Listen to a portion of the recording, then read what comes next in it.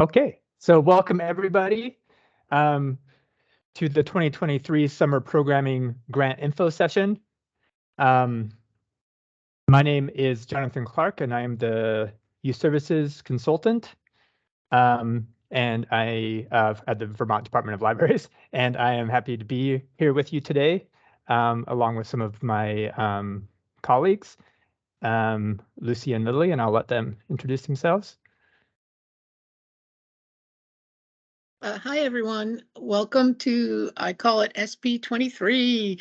I'm Lucy Fortier. I'm the Contracts and Grants Administrator for the Vermont Department of Libraries. Good morning, everyone. I'm Lily Talbert. I am the Communications and Administrative Coordinator for the Department of Libraries. I've been there for about 2 months, so I'm relatively new, and I'm very excited to be part of this particular project, which I have loved and admired for many years as a parent. So welcome, and I'll be helping to address any tech concerns in the chat if you have any.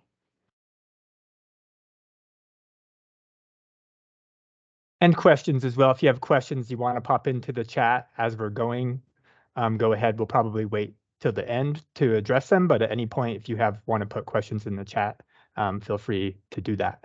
So we're going to go ahead and get started. We're going to keep it pretty simple, and then leave plenty of time for questions. So we're going to do a basic overview of the grant, and talk about a few of the changes to this year's, and then also just changes in the last couple of years to the grants, the summer grants. And then we'll review the application and the paperwork part of it, which is probably where a lot of you have questions. And so we will review that, and then we'll have time for questions after that. So what is the summer programming grant? It has changed over the last few years, and we're also happy that we've been able to increase the amount that we give to libraries in the last couple of years. So it is now $300, and it is available to every public library in Vermont. And it had previously been specific to hiring a vendor or performer, but we have opened that up in the last couple of years. So that is still one of the options that a lot of folks choose. But there are also options. You can also purchase items to support summer programming, which could include evergreen items that could be used throughout the year, not just for summer programming. So we're really excited that we've been able to increase the amount and increase the ways that money is able to be used. It's very, very flexible. And every year we get questions about people asking about different ways they might use it that we hadn't even thought about. And pretty much, Lucy can tell you, pretty much we always say, yes, that's a fantastic idea. There's a lot of it's very flexible, a lot of great ways that you can use this. And we also last year had the most grants. We gave out the most grants that we've ever given out, which was 143 grants to libraries. So we're so happy to have given out, to have supported that many libraries. And we also got all the reporting from 143 libraries, which we really appreciate, and is also has something that has been a challenge in the past. I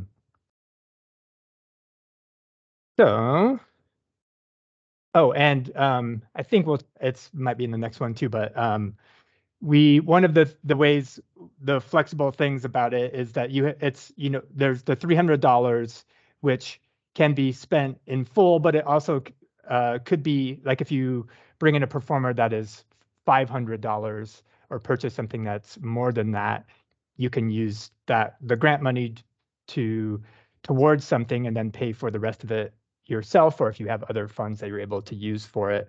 But the other thing that a lot of libraries we are happy to see and encourage you to do is to work with other libraries to pool your money, and then you can maybe have a few, either one larger program or a couple different programs that you're able to share within different library communities. So that's something that we've seen a lot of, and that's something that we encourage folks to do. And one of the new, sort of new, this is something we've always sort of encouraged, and also just, I really feel like you all are, Vermont libraries are just really good at thinking about this anyway, is that that we are encouraging, but really focusing on it a little bit more this year, encouraging libraries to use grant funds to support the local economy, which, when you hire local performers, that is part of it, which a lot of you do, but also thinking about ways to support artists and artisans, authors, museums, cultural institutions, and then also, local products and materials and food, and then of course thinking about sustainable and eco-friendly options rather than just in the past a lot of there are a lot of incentives and things that sometimes are related to summer reading that that unfortunately do end up in the landfill, or sort of like, it's kind of the arc of some of those cheaper kind of items that are sort of those freebies. And so that is something we're encouraging people to be thoughtful about when you're purchasing items, which again, we have definitely seen that libraries sort of naturally do that. So again, we touched on this, but some of the options for spending the grant money, it's endless, really. It's very flexible. It just needs to support summer programs. And again, it could also be something that is used for summer programs, but is able, like if you get a button maker, which a lot of libraries have and is a really great can be used for programs throughout the year, then that's something that supports your summer program, but then you're able to use it, an evergreen thing that you're able to have at your library to use. So some of the other options are purchasing additional, at the Department of Libraries, we make available certain items from collaborative summer learning, summer library program, sorry, the CSLP, but there's a small amount of things that we make available, but you can purchase other items through CSLP with your money. You can also purchase books, equipment, movie licenses. Those are all things that can be purchased with your funds. And this is by no means, this is just kind of a snapshot of some of the things, some of the ways that libraries have used funds. So one of the things, again, and the idea of supporting the local economy is having like a local, like a creamy truck. There's definitely some libraries who usually that's often related to, like a summer kickoff program or the end of summer reading program, where you have a local food truck or an ice cream truck come in, or there's a lot of libraries who have, sort of worked with local businesses to either purchase or to have other like giveaways as well. And then, to purchase books is also something that you can use these funds for. You will be asked in the application what specific programs you're going to do with that. We do want, like, there's lots of opportunities. There are things that you do want to think about how you're going to use this for programming. So if you know that you're going to have some reading discussion groups during the summer, whether it's related to the book awards. This particular picture is of some of the book award titles. So if you maybe didn't have it in your budget to buy them otherwise, that's something that you could purchase, or other diverse titles or things that you could have, thinking about how you might have some programming around that for the summer and beyond. And then, of course, all sorts of great local museums, performers that you can bring into your library, especially those kind of things that are hard for folks to do on their own. Most of you don't have hawks in your library, probably. So I always like to think about that kind of thing, where it's like to be thoughtful about, like, if you're bringing someone in to do a craft program or something, like, hey, maybe we could do this ourselves, but, like, probably can't bring in a hawks on our own, nor would I recommend doing that. So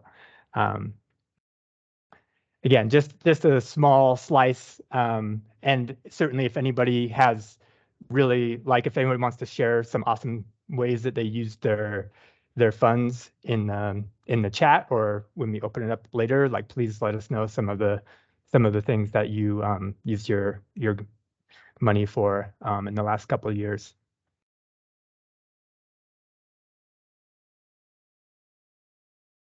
Okay.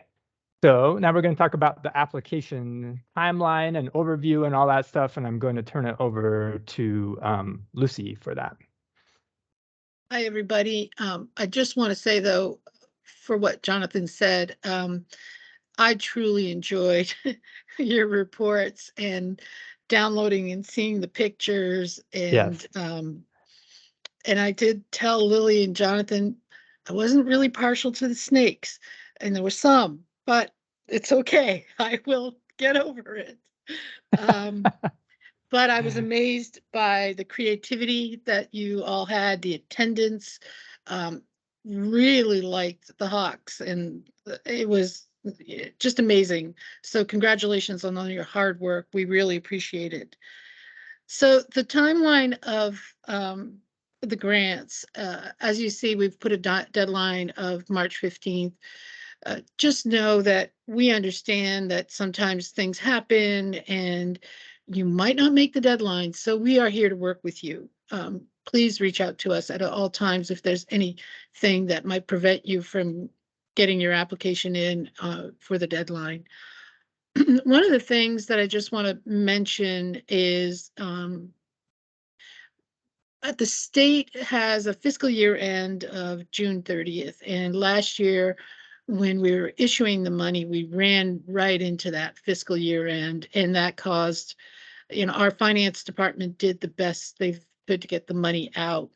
This year, I will be processing grants in batches. So some of you may be receiving the DocuSign requests sooner, even maybe prior to the application closing, and get the process going, and you might receive your money a little earlier, and that's fine. And you can, although we say you want to start spending it May 15th, just know that there is a possibility that the money might come in a little earlier this year.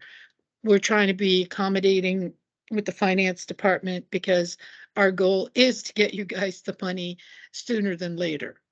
So yeah, and you can, as soon as you have the money, as soon as you get the check, you can begin spending it, which is something that is slightly updated from past years.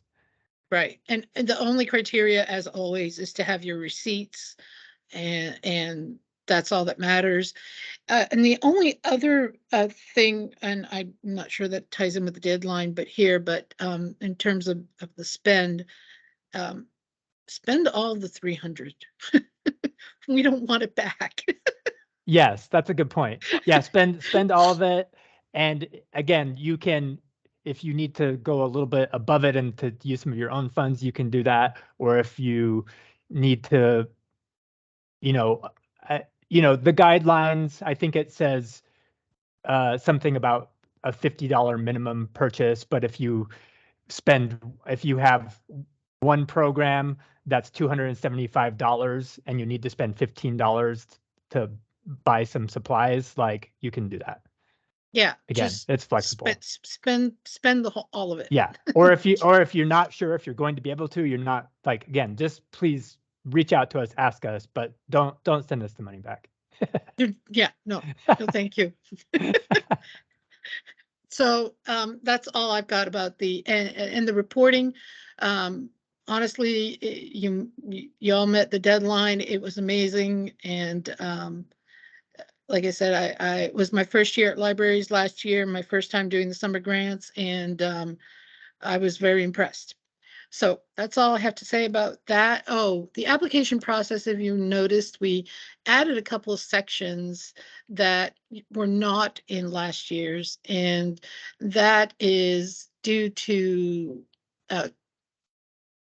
mandatory by the administration, and also to follow the guides of the what is expected of us as grants. So I do have to enforce some of these rules. So especially in the library financial information, that's going to probably be, well, not probably, will be in most applications or all applications going forward. It's mandatory for me to report on that.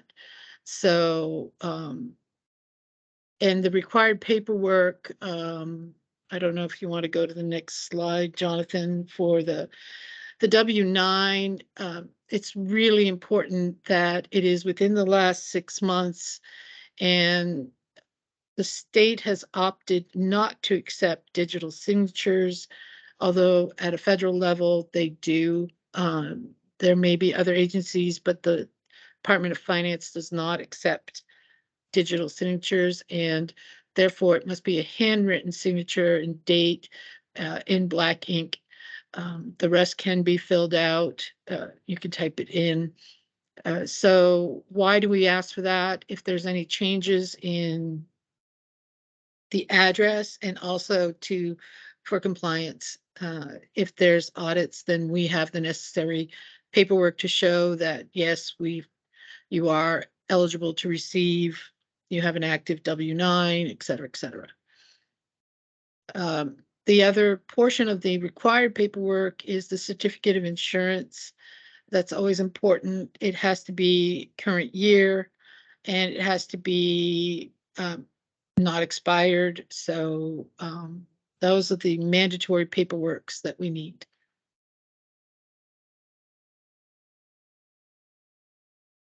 So once your grant application is submitted, we review it, and then I shall process the grant. And the process, some of you may have already gone through this, and those that have not, when we process the signature processes through, the routing is through DocuSign. I always make sure to send an email prior or at the same time or within minutes of each other. You get the notification from DocuSign, and I'll send instructions if you aren't familiar with it. The routing approval goes that the director will sign the grant, and then the state librarian, who is also our commissioner, will sign. You will get a final notification telling you that the signature process is fully executed, and at that point you should download your grant documents. That's my trigger to then prepare the next steps, which is to get the finance to issue the checks.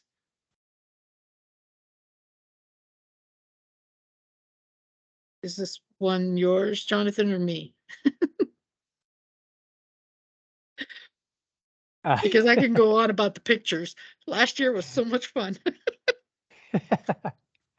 Yeah, either way. So the again, the reporting, so just like so we didn't specifically talk about it, but the actual form that we've used the last couple of years hopefully has eliminated a lot of the challenges of uploading documents. It has the capability of uploading, but there's also a flexibility in emailing us. And again, just ask us if you're not sure the best way to upload a document or you're having difficulty with it. Please let us know. But the form that we're using does have all of that, and then for the reporting form, we'll have places. And again, we encourage you to submit photos of your programs as we discussed. And then also this year, there will be a couple of questions, as we mentioned, about supporting the local economy, and at least to think about how you may have done that in possible ways. It's not required, but we will be asking questions about it, as well as attendance numbers and description about the programs, which, as Lucy said, we always really enjoy reading and really inspired by all the amazing things that you all are doing. We know that reporting is not the most fun thing, but it is part of it, and we certainly enjoy seeing and hearing about all of the amazing things that you are all doing.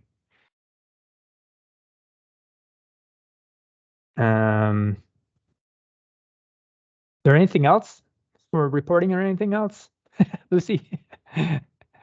Not that I can think of.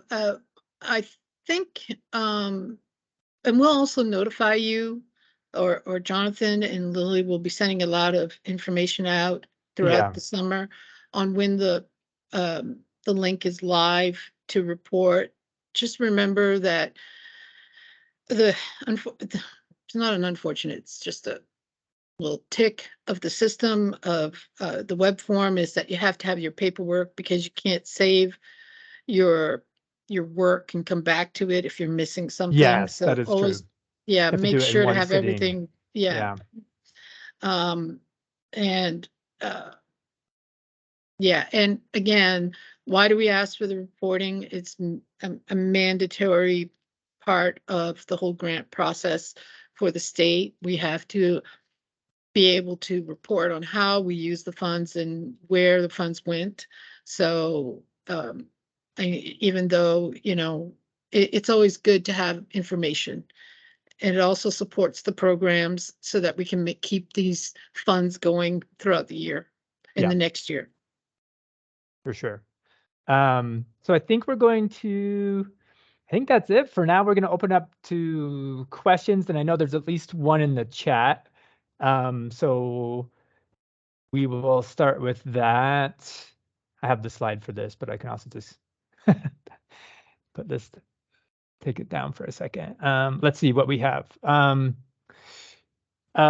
There's a question about, could you define subrecipient? Subrecipient I'll let Lucy do that. Yeah. Subrecipient is the grantee, is you. So when some of you may have noticed that I've sent out what we call your SAR report, the subrecipient award report. So that is you, that has the grantee who has received money. Is that answer, Betty? Is that a good answer?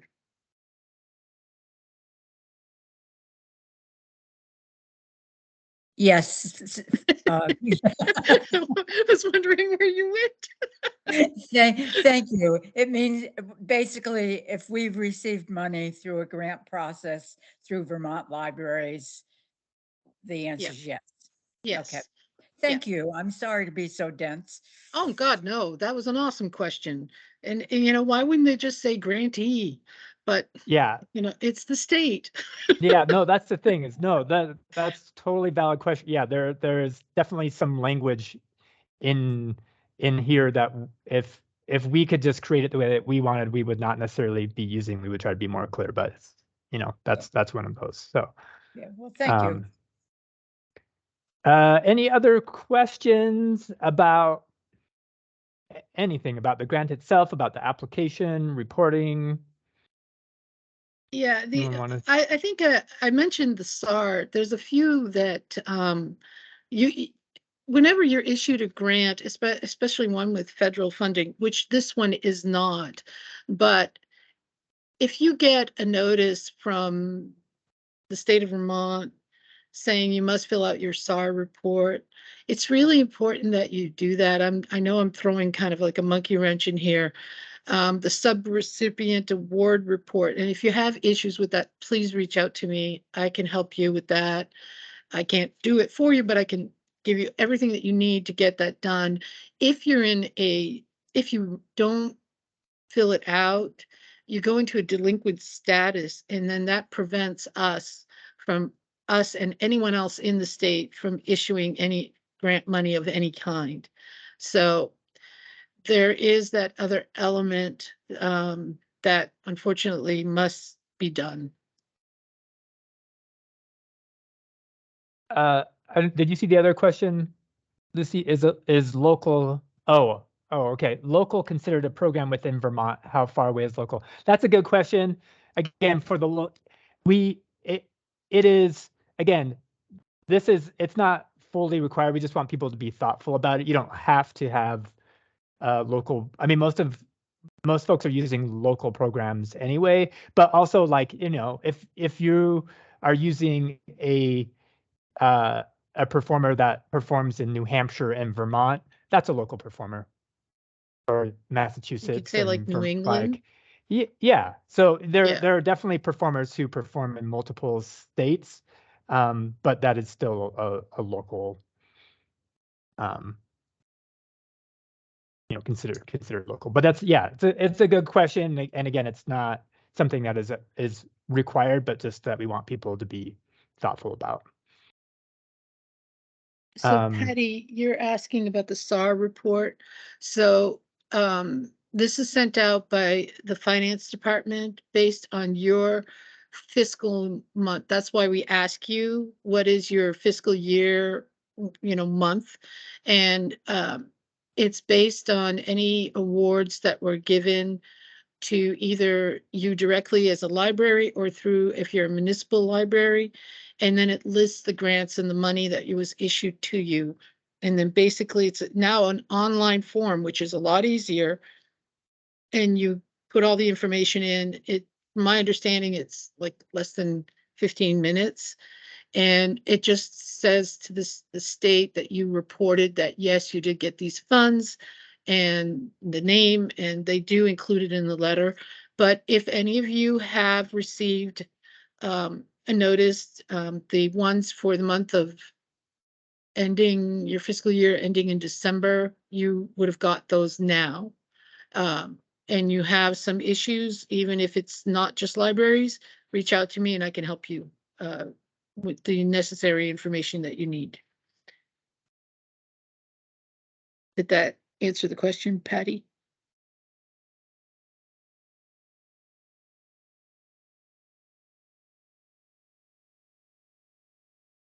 I'm going to say yes.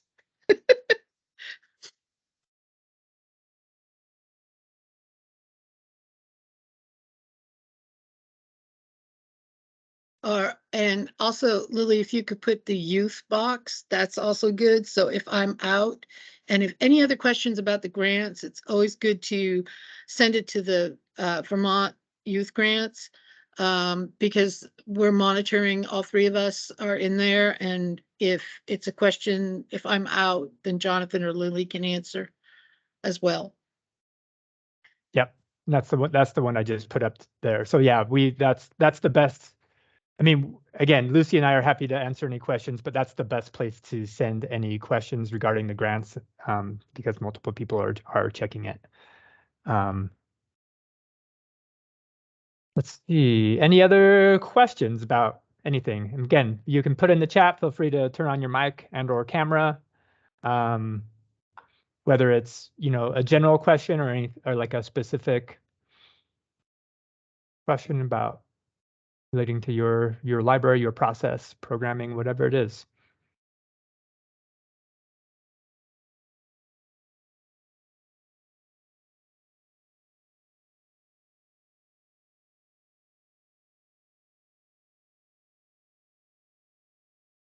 I think we're good. Yeah, I mean, Anyway, I just want to also say I love the theme this year. All together. Is it all together now? all together now, yes. Yeah.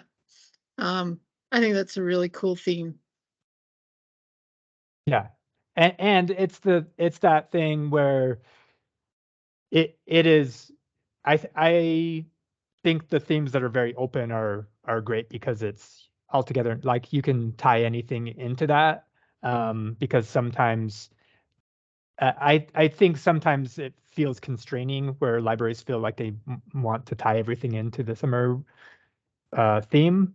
And that makes it really easy. But one of the things that we emphasize is that summer programming is summer programming. And there are libraries in Vermont who do not use the CSLP theme, and that's totally fine. There are libraries who create their own theme or sort of do something else, and that is totally fine. Again, we're here to support you in we know that you know your communities best. And so again, if there's any specific ways that are like you want to use the grants or questions that you're not sure if it fits into this, just ask us and we'll help talk through it. Any other questions? Anyone want to share? Oh, Patty has a raising a hand. Go ahead, Patty. You want to turn your mic on? Yeah, camera?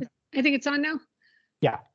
can hear So I you. had a question about the emails, Lucy's email, and then the other one that is in the chat, more questions.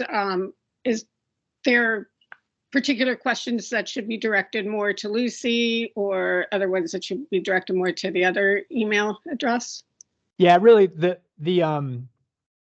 Lib Youth Grants one is really the best one for anything related specifically to the summer grant.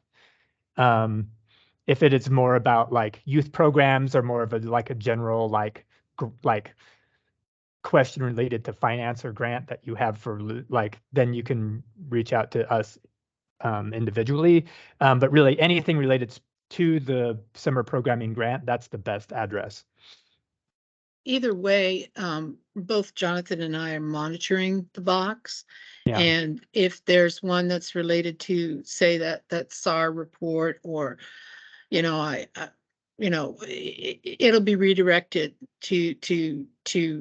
for whomever to answer accordingly. So there's no worry, you can use both.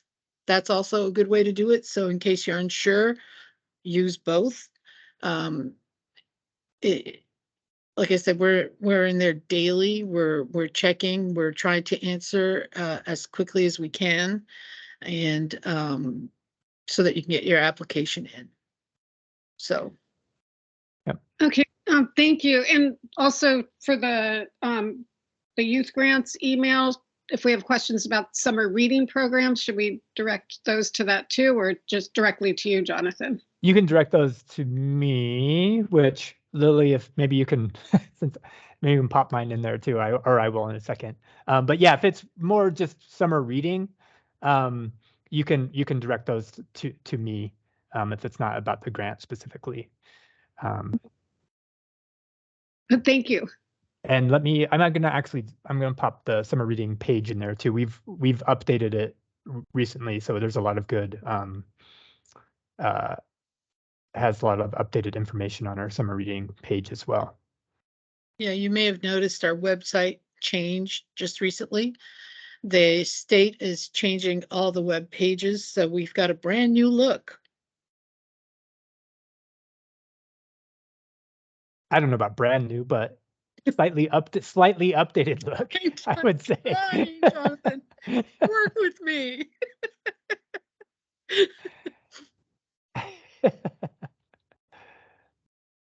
It's brand new, shiny. Yeah, it's brand new, shiny. You're right. Okay. Any other questions about anything related to the grants?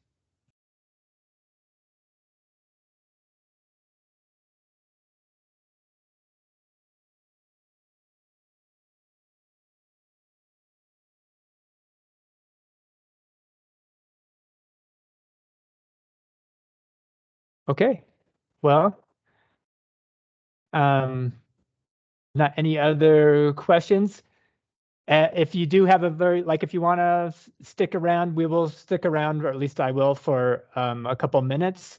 If you'd rather just kind of ask us a very specific question, that's totally fine. Otherwise, we really appreciate you coming, and we are excited to see how you use the money. And we're here to help however we can through the process. So thank you so much for coming.